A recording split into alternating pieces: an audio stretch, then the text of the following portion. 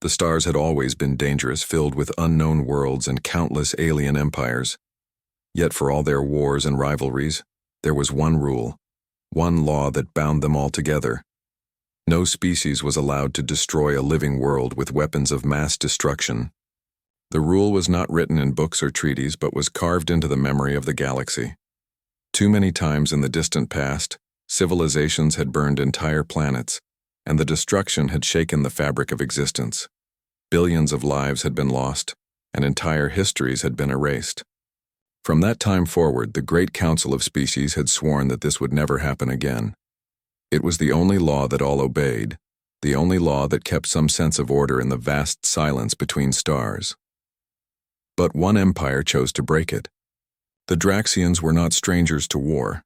They were a proud and brutal species, their empire stretching across hundreds of star systems. They saw themselves as rulers of destiny, the rightful masters of lesser species. For decades they had been expanding their reach, swallowing weaker civilizations one by one. The Council had warned them many times, but the Draxians ignored every word. Still, even the Council believed that they would never break the one law. No one thought they would dare. Then came the Day of Fire. It was not a world of soldiers that suffered. It was not a planet filled with weapons or armies. It was a small colony on the edge of neutral space, home to humans and a few other species who had settled there for peace and trade. The colony had no fleet, no defense strong enough to stop an empire. They lived simple lives under twin suns, farming the land and trading with travelers. They believed they were safe, for the one law of the stars would shield them. No empire, not even the Draxians, would ever destroy a world of civilians. They were wrong. The Draxians came without warning. Their fleet appeared in the sky, black ships blotting out the suns. The colonists looked up in fear as fire rained down. It was not bombardment meant to frighten or control. It was complete destruction. The Draxians released a planet killer, a weapon forbidden for thousands of years. It fell like a burning star and the ground split open. Mountains collapsed, oceans boiled, and cities turned to ash in seconds. More than 6 million lives were erased in less than an hour. Only a few ships escaped into the void, carrying survivors, who would forever remember the screams and the flames. News of the massacre spread through the stars. The Council of Species met in shock, their chambers filled with fear and anger.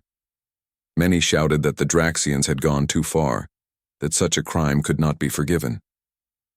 But the Council was slow, bound by politics and endless talk. They argued about punishments, about sanctions, about what should be done. Some whispered that nothing could be done at all.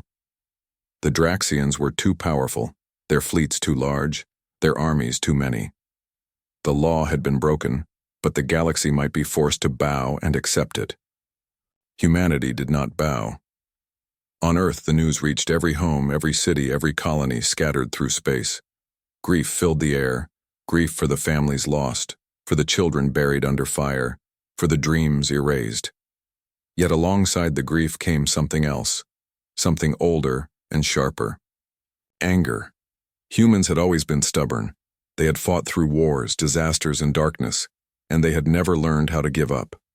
To them, the broken law was not just a crime. It was a wound carved into their very soul.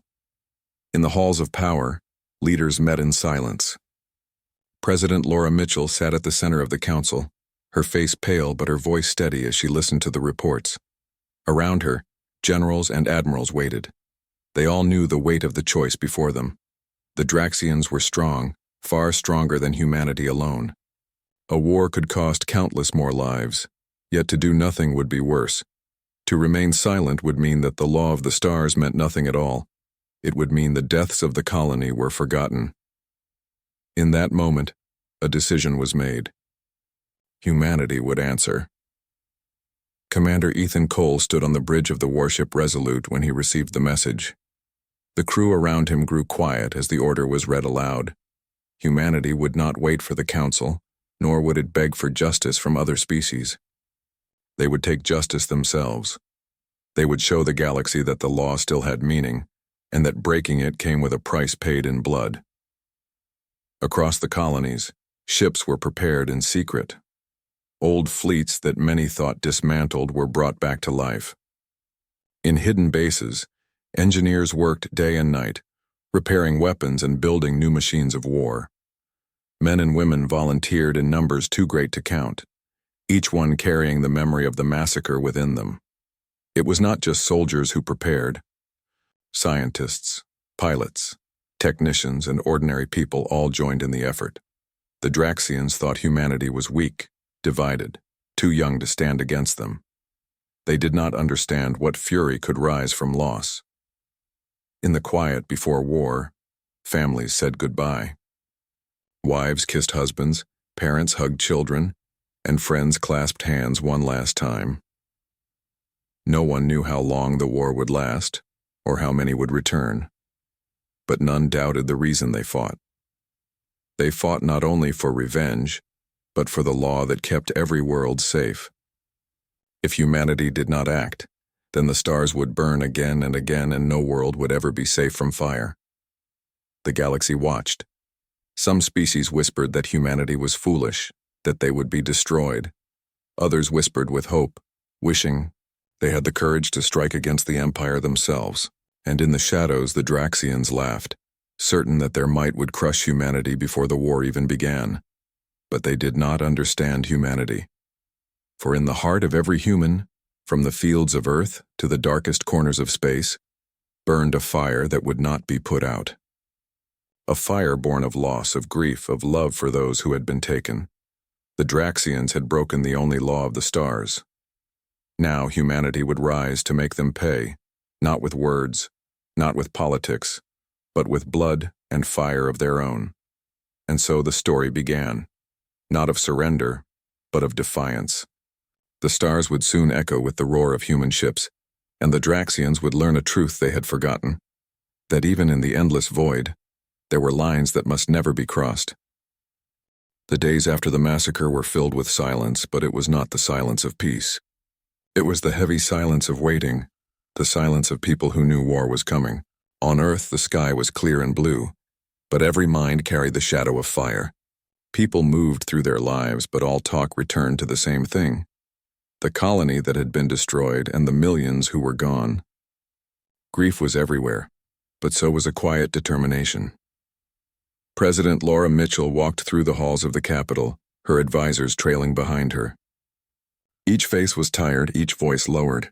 She had not slept much since the day she received the first report. The images of the burning world would not leave her mind. At night, when she closed her eyes, she saw the flames again, saw the faces of children who would never grow up. She knew the weight of her decision. She knew that war against the Draxians might cost even more lives. Yet deep inside, she also knew there was no other path. To do nothing would mean surrendering the soul of humanity. She entered the council chamber where generals and admirals waited. The large room was filled with maps of stars, ships, and fleet routes. Lights blinked as officers updated information. The atmosphere was tense but focused. General Marcus Hall stood at the far end of the table, his hands resting firmly on the surface. He was an older man, his face lined with years of battle. He had seen wars before, though never one of this scale. He met the president's eyes and gave a small nod. He understood the choice had been made. "We cannot fight this war like they expect," General Hall said to the group. "The Draxians believe their fleets are too large to be challenged. They believe their numbers alone will crush us, but they do not understand the way we fight. They do not understand how far we will go." The room listened. Every officer knew that humanity could not outnumber the Draxians. Their empire stretched across too many systems. But numbers were not the only weapon. Humans had always survived by being clever, by turning weakness into strength, by striking when least expected. Admiral Karen Hughes stepped forward. She was tall and sharp, her eyes bright with focus. "We will not fight them star for star. We will not line our fleets against theirs in open space. If we do that, we will lose. Instead, we will strike their weak points. We will hit their supply lines, their outposts, their fuel depots. We will tear at the edges of their empire until it bleeds." There were murmurs of agreement. It was a dangerous plan, but it was also the only way. The Draxians expected fear. They expected submission. They would not expect a war of shadows. Commander Ethan Cole stood quietly at the side of the room, his uniform neat, his expression calm. But inside, his blood was burning. He had lost friends on the colony. He had seen the survivors brought aboard his ship, their eyes hollow, their voices shaking as they told their stories. He had promised them justice, and he meant to keep it. When the president asked for volunteers to lead the first missions, he stepped forward without hesitation. "You will not fight alone," President Mitchell said, as she looked at the men and women before her. "Every ship, every pilot, every soldier who joins this cause will carry the memory of the fallen with them. We do this not for conquest, but for justice. We do this so that no empire ever dares to break the law again." The council voted, and the decision became official. Humanity was at war. In the weeks that followed, preparations spread across every colony. Shipyards glowed with activity. Old vessels, once retired, were brought back to life. Engineers replaced broken engines, fitted new weapons, and painted the names of lost cities across the hulls.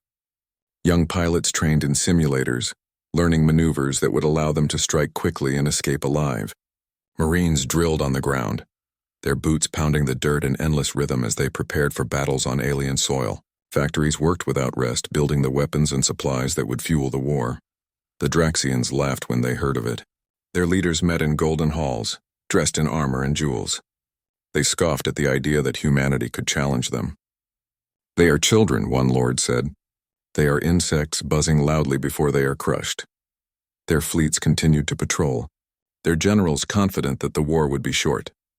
But the first strike came sooner than anyone expected. Commander Cole led his squadron into the black of space, their ships silent as they approached a Draxian supply outpost. The outpost was lightly defended, for the Draxians believed no one would dare attack them. Cole's voice came steady through the comms. "Remember what they took from us. Remember why we fight. No mercy, the battle was short and fierce. Human ships darted like shadows, firing bursts of plasma into the outpost's fuel tanks. Explosions lit the darkness as fire spread through the station. Draxian ships scrambled to respond, but they were too slow, too unprepared. Within minutes, the outpost was nothing but wreckage drifting in silence. The squadron slipped away into the void, leaving only fire behind. The message spread quickly. The Draxians had been struck. A small victory, but it was enough to shake the galaxy. Other species watched closely. They whispered in their councils that perhaps humanity was not foolish after all. Perhaps they were brave. Perhaps they were dangerous. In the following days, more strikes came. Outposts fell one by one. Convoys vanished in the darkness, their cargo stolen or destroyed. Human ships appeared and disappeared like ghosts, never staying long enough to be caught. The Draxians grew angry. They sent larger fleets to hunt down the attackers, but the humans were always gone before they arrived. It was a new kind of war, one the Empire did not know how to fight.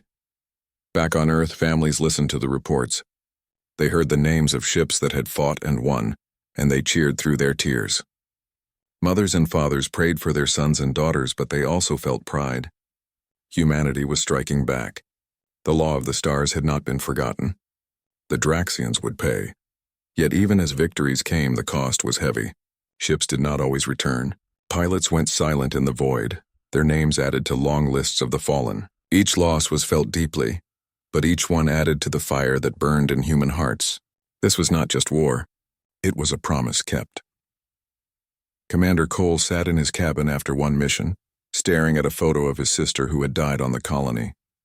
The image was worn, the corners bent, but it was all he had left of her. He whispered to it, his voice rough. "I'll make them pay. I swear it," and he was not the only one. Across the fleets, across the colonies, men and women whispered the same vow. The galaxy had changed. Humanity had risen. The Draxians had broken the only law of the stars, and now the war had begun in truth. The war was no longer a whisper. It was fire spreading across the stars. The first strikes by human fleets had shocked the galaxy, but now the Draxians began to answer. They were an empire built on pride and cruelty, and they could not allow what they saw as defiance to go unpunished. For every supply outpost that humans destroyed, the Draxians promised 10 worlds would suffer. Their fleets moved like storms, hunting for the ships that had dared to strike them. Commander Ethan Cole stood on the bridge of the Resolute as reports came in. Draxian cruisers were sweeping through neutral systems, searching every colony, demanding information. Whole towns were burned when answers were not given quickly enough. The Draxians were not fighting to protect themselves. They were fighting to terrify. They wanted humanity broken before the war had truly begun. But humanity did not break. Instead, it grew sharper, harder, more determined. Admiral Karen Hughes met with her captains in a hidden base carved into an asteroid belt. Maps of the Draxian Empire glowed on the screens around them, dotted with red marks showing the targets already destroyed. She pointed at the maps with a steady hand. "We cannot save every world," she said quietly, "but we can weaken their reach. Every depot, every convoy, every dockyard we destroy makes them bleed. They think they are too large to fall. We will prove them wrong." The captains nodded. Each had lost people to the massacre, and each carried that loss like armor. They knew the risk.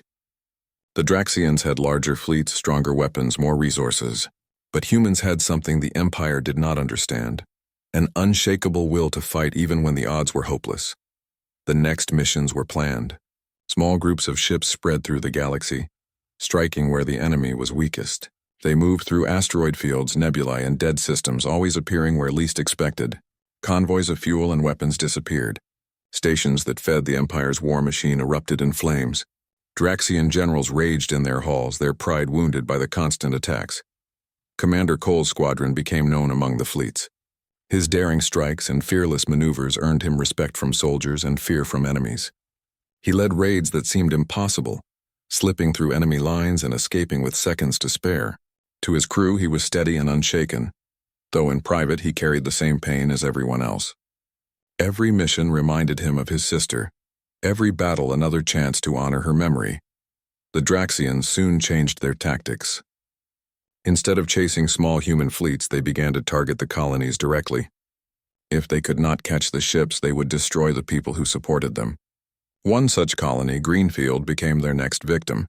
It was a farming world, far from any fleet base, with little defense. When the Draxian ships appeared in orbit, panic spread across the surface. Cole received the distress call while his squadron was preparing for another raid. He listened to the terrified voices, then turned to his officers. "We can't ignore this," he said. "They'll slaughter everyone." "But sir," one officer said, "their fleet is larger than ours. We'll be walking into death." Cole's eyes hardened. "Better we walk into death than let them burn another world without resistance." The squadron jumped to Greenfield. As soon as they arrived, alarms filled the bridge. Draxian ships filled the sky, more than twice their number. Cole stood firm. "Target their carriers.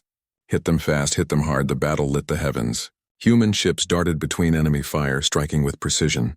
Explosions rippled across the black, but for every enemy destroyed, another loomed close. The colonists on the ground watched from fields and cities, hope rising as human ships fought to protect them. The Resolute shook as blasts tore across its shields. Cole gripped the rail, refusing to fall. "Hold the line," he shouted. "For the colony, for humanity." The squadron fought with everything they had. Draxian cruisers burned, their hulks falling into the atmosphere. Human fighters streaked across the sky, firing until their guns overheated. One by one, ships were lost, but they did not retreat. Even when outnumbered, even when surrounded, they fought on. The colonists saw bravery that would never be forgotten. In the end, the Draxians withdrew. They had expected an easy victory, but the cost had been too high. Half their fleet was gone and the rest limped away. Greenfield still stood, though the price was heavy. Many human ships lay broken, their crews gone. On the ground, the people wept with both grief and pride.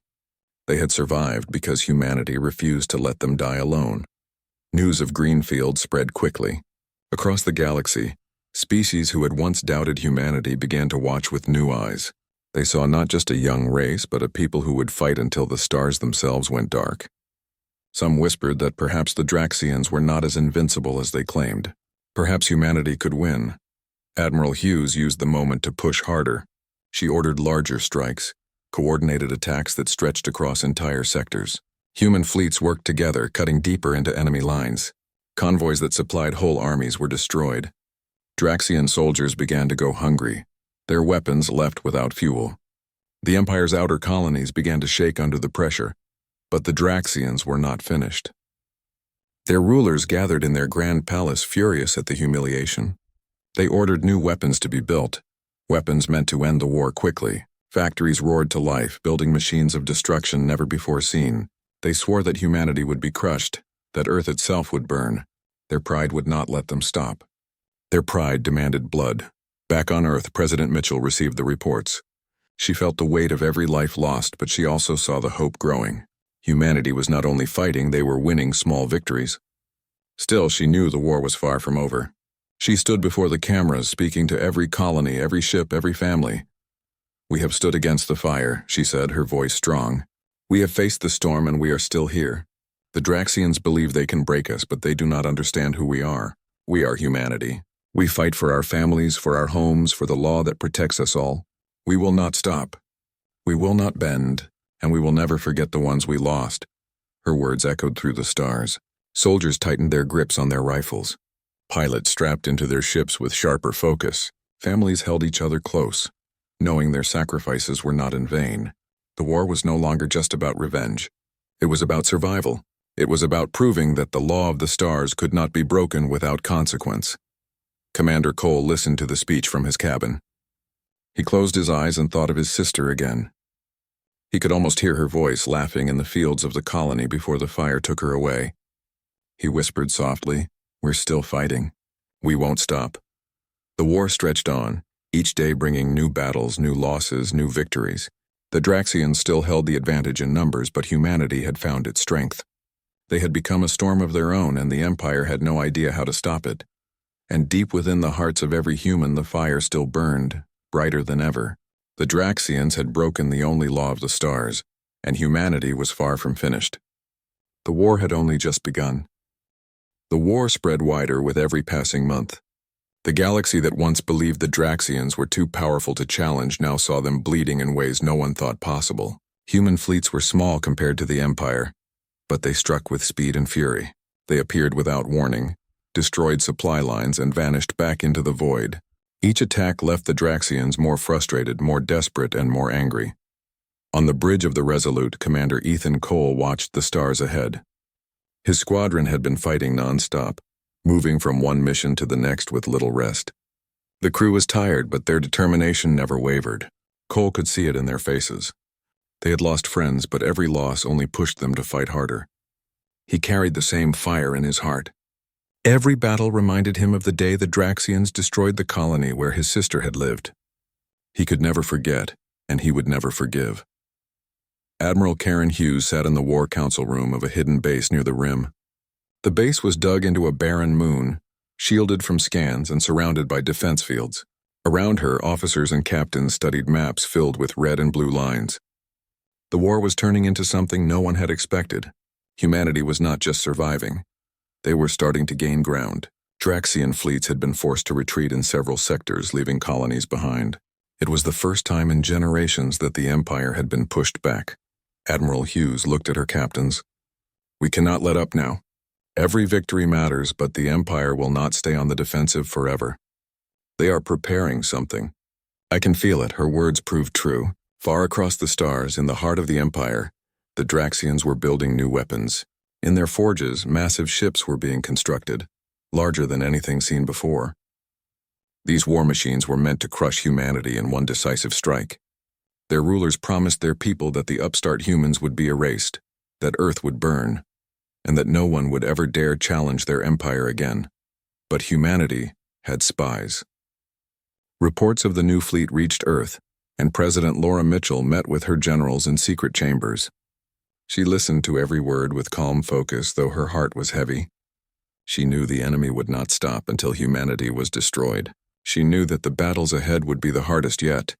General Marcus Hall leaned forward on the table. "We cannot meet this new fleet in open battle. If we do, we will lose, but we can slow them, bleed them, weaken them before they reach us." Admiral Hughes agreed. "We must strike before they are ready. We will divide them, isolate them, force them to spread their strength thin. If we can break their supply chains, their great fleet will starve before it ever reaches Earth." The plan was risky, but it was the only way. Humanity did not have the numbers to face the Draxians head-on. They had to keep fighting like shadows, cutting and striking until the enemy was too weak to stand. Cole and his squadron were given one of the most dangerous missions. They were ordered to attack a massive shipyard hidden in a dense nebula. The shipyard was where several of the new Draxian warships were being built. If the mission succeeded, it could delay the Empire for months. If it failed, humanity would pay dearly. The squadron slipped through the nebula, their ships shaking as energy storms rattled their shields. The stars outside were hidden, replaced by swirling clouds of blue and red. Cole stood steady, his eyes fixed on the scanners. At last the shipyard appeared. It was a giant structure, glowing with lights surrounded by Draxian defenses. Half-built warships floated in the docks, their metal skeletons stretching into the mist. Cole spoke into the comms. "We know what's at stake. If we destroy this shipyard, we buy time for everyone we love. We don't stop until it burns." The battle began in a storm of fire. Human ships darted through the defenses, firing torpedoes and plasma bursts. Explosions lit the nebula as docks collapsed and half-built warships shattered into pieces. Draxian defenders swarmed, their numbers far greater than the squadron could handle. But the humans did not retreat. They moved with speed and daring, striking the heart of the shipyard while avoiding the heaviest fire. The Resolute took hit after hit. Sparks rained across the bridge, alarms screamed, but Cole never wavered. "Keep firing," he shouted. "Target the main reactor." At last a torpedo struck true. The shipyard's core erupted in a massive explosion, tearing through the structure. Fire spread in all directions, consuming docks, ships, and defenders alike. The nebula lit up like a second sun, and the shockwave rattled every ship in the squadron. "Pull back," Cole ordered. "We've done it. Now get out alive." The surviving ships raced through the storm, chased by furious Draxian vessels. Several human ships were lost in the escape, but the mission was a success. The shipyard was gone, and with it months of Draxian work. Humanity had struck a blow so deep that the entire galaxy took notice. On Earth, when the news arrived, people filled the streets in celebration. For the first time, hope felt real. They were no longer just defending themselves. They were hurting the Empire in ways no one thought possible. Families lit candles for the fallen, but they also sang for the victories. The fire of humanity burned brighter than ever, but the Draxians were not finished. Their rage grew with every defeat, and their leaders swore vengeance. They unleashed terror campaigns, burning neutral colonies and enslaving entire populations. They wanted the galaxy to fear them again, to crush the hope that humanity had sparked. Yet instead of breaking spirits, their cruelty only drew more eyes to humanity's cause. Other species began to send quiet aid, small amounts of supplies, intelligence, and sometimes even soldiers.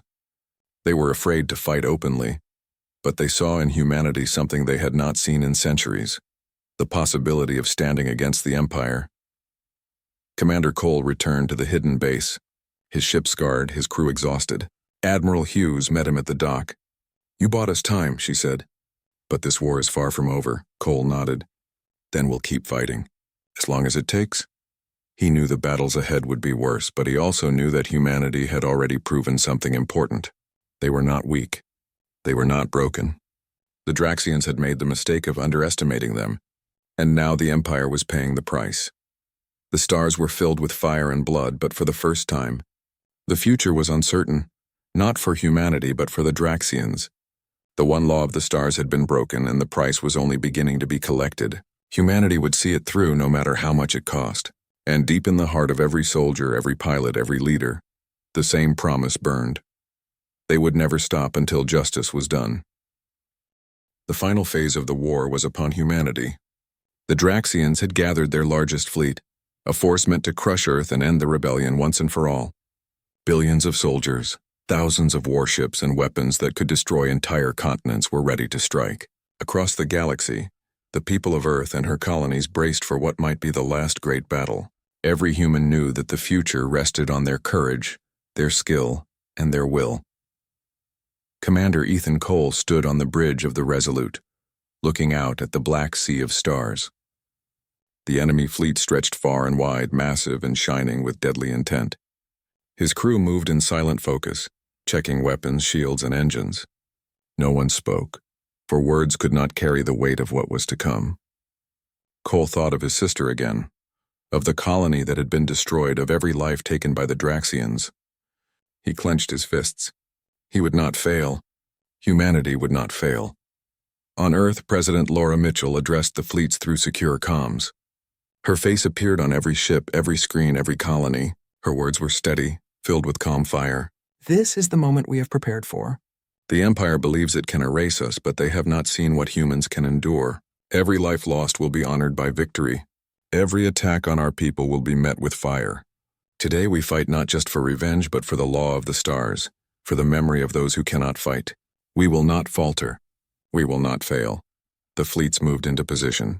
Human ships had learned from every battle, every raid, every loss. They struck in patterns the Draxians did not anticipate. Small squadrons moved through asteroid fields and nebulae, appearing suddenly to hit vulnerable ships. Bombers targeted engines and weapons, crippling the larger vessels. The Draxians' greatest strength, their numbers became a liability as human forces divided them, isolated them, and struck with precision. Cole led the first strike group. His ship, the Resolute, cut through enemy lines with speed and daring. Torpedoes fired, shields flared, and enemy vessels exploded in the void. Around him, human pilots moved like a single organism, coordinated and unstoppable. Each attack was designed to weaken the enemy before they could reach Earth. Each maneuver carried the memory of the fallen, a promise of justice.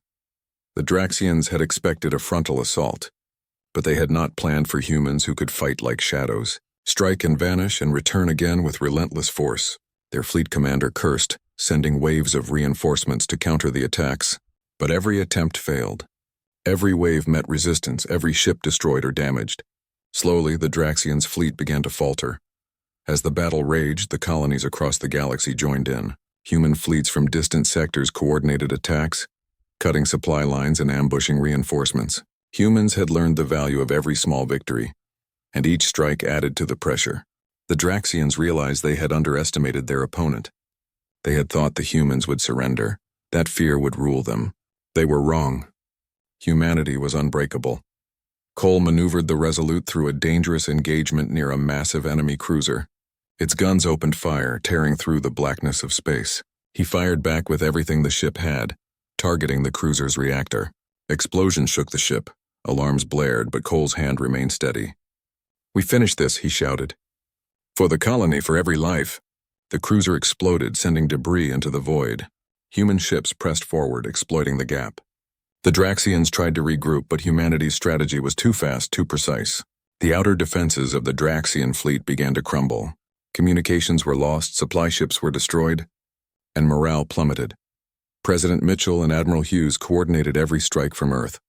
Their leadership inspired every pilot, every soldier, every engineer. Humanity was united in purpose, and the galaxy could see it. For the first time, the Draxians realized they were not facing a single fleet. They were facing an unyielding people, determined to make the Empire pay. The battle reached its peak over the Draxian homeworld. The Resolute led a strike team to disable the planet's orbital defenses. Around them, the galaxy burned with fire and light. Draxian capital ships fought desperately, but they could not stop the human forces. One by one, their weapons fell silent, their shields shattered. The Draxians had underestimated the power of determination, of courage, of unity. Cole and his squadron reached the surface defenses. He could see the planet below, the cities and structures once filled with life and power. The humans were here not to destroy the world, but to end the war that had begun with a massacre. Precision strikes hit key installations, disabling the planet's weapons. Explosions lit the sky, but the planet remained intact. Humanity's victory would be complete without needless destruction. Finally, the remaining Draxian fleet was cornered. The humans had turned the tables, and the Empire had no escape. Ships surrendered. Commanders called for ceasefire, and silence spread across the void. Commander Cole stood on the bridge of the Resolute, his hands resting lightly on the rail. Around him, his crew cheered quietly, tears in their eyes. They had fought through impossible odds, and now the war was won. President Mitchell addressed the galaxy. Her voice carried across every screen, every colony, every fleet. The Draxians have broken the only law of the stars. Humanity has paid in blood and fire, and today justice has been done. Let this be a lesson to all empires. The law cannot be broken without consequence. The galaxy is watching, and humanity will always defend what is right. Commander Cole looked at his crew. "We did it," he said simply. "We made them pay, and we made sure no one will forget." Humanity had risen from the ashes of tragedy to become a force that no empire could ignore. The Draxians had learned the cost of defiance. The galaxy would remember the fire, the courage, and the unbreakable spirit of a species that refused to bow. For the first time in centuries, the stars were quiet. not because the Empire ruled, but because humanity had proven its strength and its justice. The one law of the stars had been avenged, and the future was forever changed.